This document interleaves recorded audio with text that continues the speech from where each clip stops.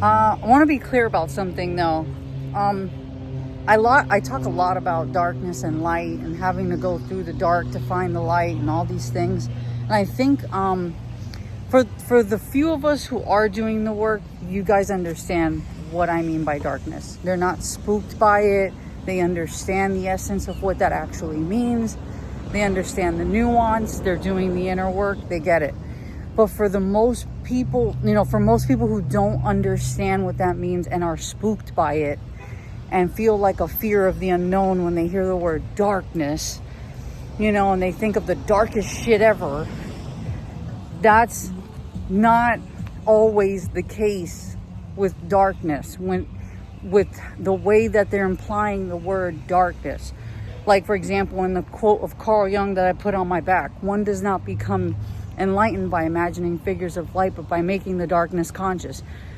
For people, again, who are not doing the inner work, in most cases may not know how to or where to start. They may not have the knowledge, or if they do, they're just not acting on it.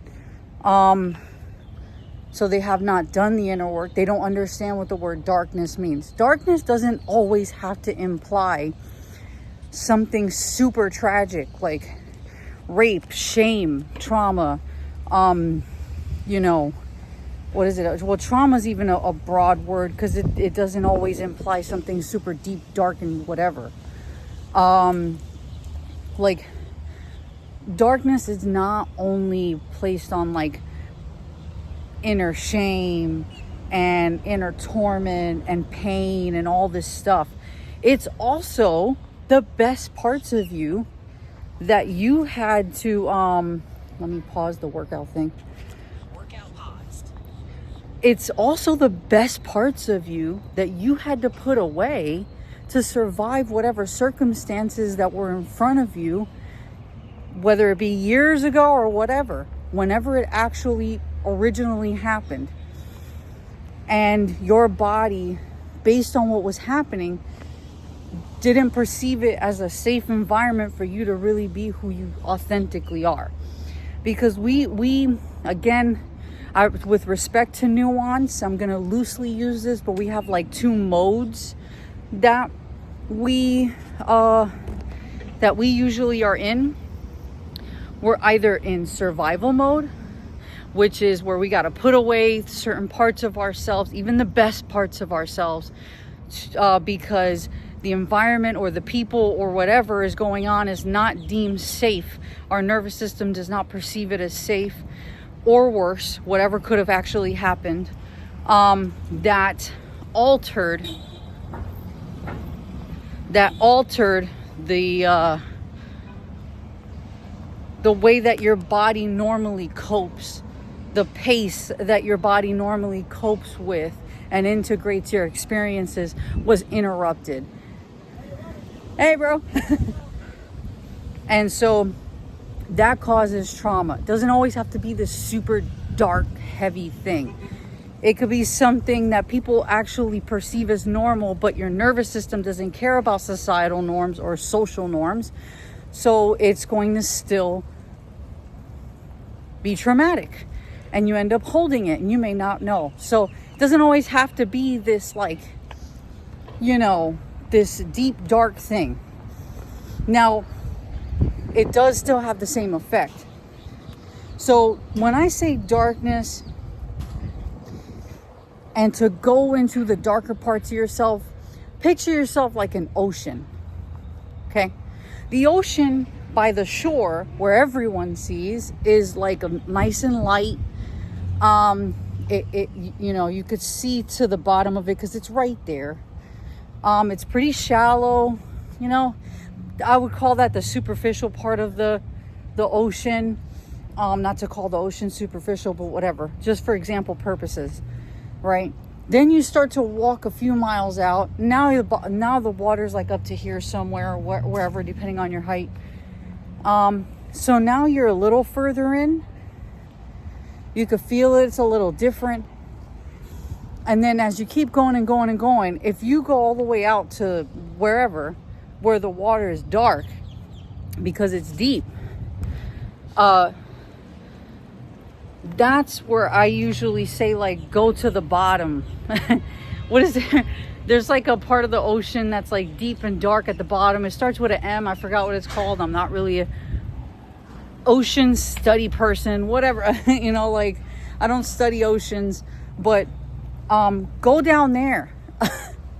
Go down there, and you know, because the things that are down there in you are affecting all the way up to the shallow part of you at the shore, that are your perceptions, your behaviors that you're showing people, that you're externalizing, the blame, the victim mentality, the defensiveness, the ego, the people pleasing, the avoidance of whatever, you know, of like normal things that would normally make you happy, the substance abuse, the alcoholism, whatever, things that are shown on the surface, you know, the always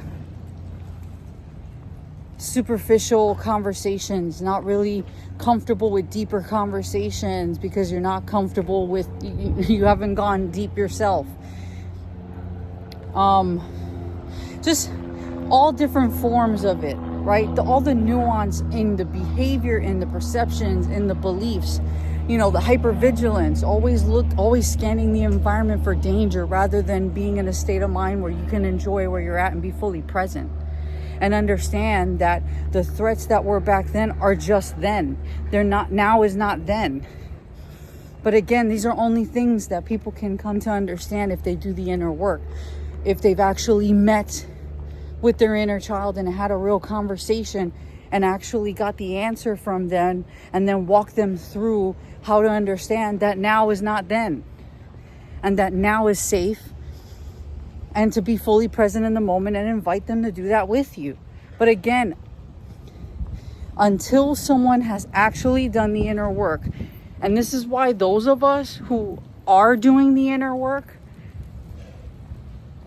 can tell right away when someone else is or isn't, or can tell where someone else is at in that journey, because until you've reached certain pivotal points in that journey, you can't understand someone who has reached that and what they mean by all this stuff that we say with meeting the inner child and having that conversation and learning how to let them feel what they feel, but also walking them through the fact that now is not then, and that now you know, the hypervigilance that they have for trying to scan threats was something that they had to do then that they don't have to do now.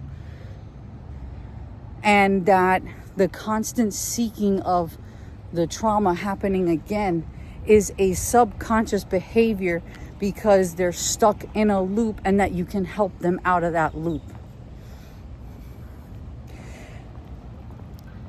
You can't explain this to someone and expect them to understand it unless they've actually done the inner work. And that's why when I say that to certain people who I know have not reached any of these pivotal points in their journey, they're like, I have no idea what you're talking about. And so, which is understandable. It's the ones that say, we do understand, but they don't. You can tell. It's like almost like their ego is just trying to protect, like a false sense of protecting their character, by just having that reaction to say, yes, I know what you're talking about. But they have no idea whatsoever. And you can tell that they, because there's a certain change in your understanding of life and in your character and the way that you hold yourself accountable when you hit certain pivotal points in that journey. And the deeper you go and the more time you take to actually understand yourself, the more it actually begins to show in your outer character. There is no lying with the body. The mind can lie to you. The body cannot. One does not become enlightened by imagining figures of light, but by making the darkness conscious. It's the same thing with manifestation. It goes off the same thing. You don't manifest what you want. You manifest what you are. You can imagine the things that you want all day. And I'm not saying don't do that. Do that. But then make sure that those deep down corners in you, that deep ocean part where there's no light. Make sure that those corners felt loved and understood. Make sure you go all the way down there, because if not, the shit down there will block the shit you're trying to create on the surface. It doesn't matter what you want if you're not willing to go all the way down there to make sure all your shit is in place in a way where it's loved and understood, and if now understands the concept of that you are safe enough to experience these things in order for it to even be able to start coming into your reality. You don't get what you want. You get what you are. So start figuring out what you are. Go down there. You don't know the square footage of a house and what every corner is unless you go to every motherfucking corner. Go to the basement. Go to, you gotta explore yourself. Like, you gotta be willing to have that courage to go into the other parts of you that you have suppressed, that you have hid away, that you left, that is stuck in survival mode. You got to be willing to challenge your defensiveness and your ego. You got to be willing to put yourself in line in a loving way and hold yourself accountable to all your actions, to the way you think about your thoughts and the way that you react to your emotional reactions. Make the darkness conscious. Go there, understand it, understand yourself. You will never know who the fuck you really are and really understand yourself until you've gone to your depths. Because no matter what you think or believe, that part of you is you. It is you. You cannot escape it. You can't out-manifest it. You can't do that because you're coming from a place that's partial. You're half-assing. You're half-assing yourself. It's like breaking a part of you off and then asking for a whole reality. You can't do that. You're always going to get partial back for as long as you're willing to only accept partial. But if you want the full authentic expression of who you are and to really walk in your own personal power and really know who you are and create a reality that actually not is just sustainable because it's in alignment with who you are, but also supports who you are in a very healthy way back, you're never gonna see the full manifestation of that until you first go down into the depths of yourself. Go to those parts of you that, again, are also amazing about you, that you had to put on the back burner to survive certain circumstances that you were in back then, along with everything else, the shame, the fear, the pain, all that shit. Don't be scared of it. It's who you are. It's part of you.